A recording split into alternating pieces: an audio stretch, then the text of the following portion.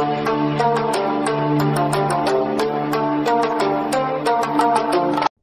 আলাইকুম ওয়া রাহমাতুল্লাহি ওয়া বারাকাতুহু। আমি আল মাসুদ তানজিম কুকিং রেসিপি দেখার জন্য আপনাদের আমন্ত্রণ।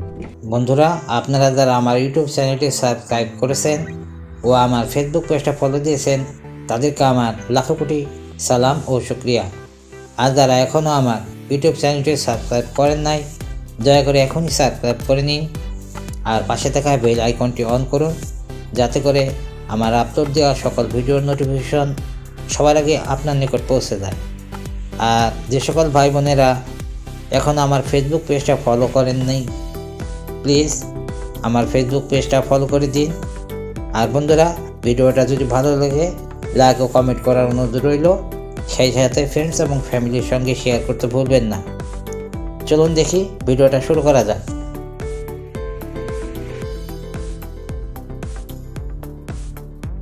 বন্ধুরা, আমার আজকের রেসিপি দারুণ মজার কাঁচা আমের আইসক্রিম। খুবই টেস্টি একটা রেসিপি। তার জন্য আমি একটা আম সিদ্ধ করলাম। এটা আমটা সিদ্ধ করব। সিদ্ধ করার পর আমি পরবর্তী স্টেপে চলে যাব। আমগুলো সিদ্ধ হয়ে গেছে এবং ঠান্ডা করে নিছি। এখন আমি আমের এই যে শক্ত অংশটা,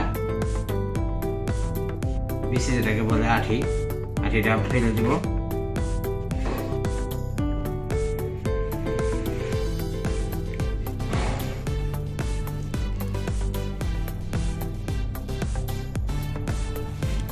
ব্লেন্ডারে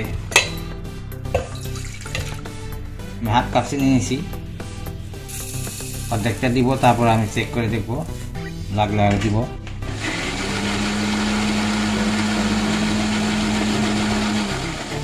বন্ধুরা, যেহেতু এটা কাঁচা আমের সব এই আইসক্রিম, ওই জন্য আমি একটু গ্রিন ফুড কালার দিব, অপশনাল, আপনারা না দিতে পারেন, দেখতে সুন্দর লাগবে। কয়েক ফোঁটা দিয়ে দিলাম।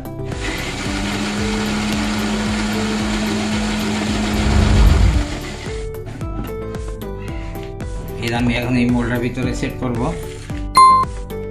বাচ্চাদের বাইরের আইসক্রিম না খাইয়ে নিজেরা এইভাবে বানিয়ে দিতে পারেন।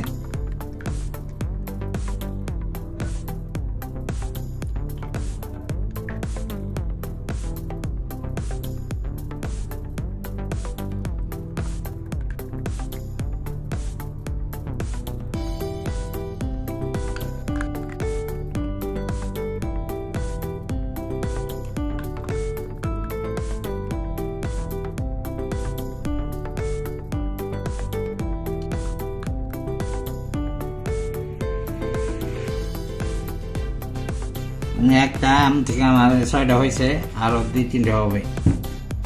এখন আমি কাঠিগুলো প্রবেশ করে দিব।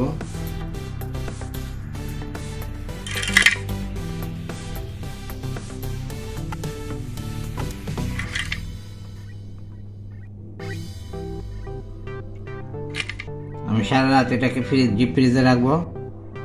সকালবেলা আপনাদের আমি পরিবেশন করে দেখাবো।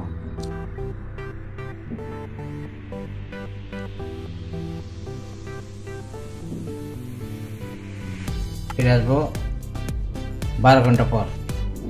বন্ধুরা, এই আইসক্রিমটা আমি ফ্রিজ থেকে বের করছি। আমি একটু পানির মধ্যে হালকা একটু চুপে রাখবো, তাহলে পরেই ইজি এটা মোল্ড আউট হয়ে যাবে।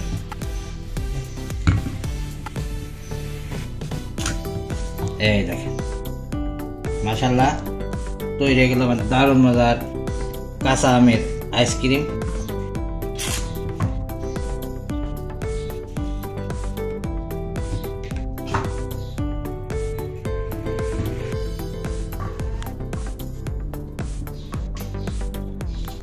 বন্ধুরা, তৈরি হয়ে গেল আমার দারুণ মজার কাঁচা আমের আইসক্রিম।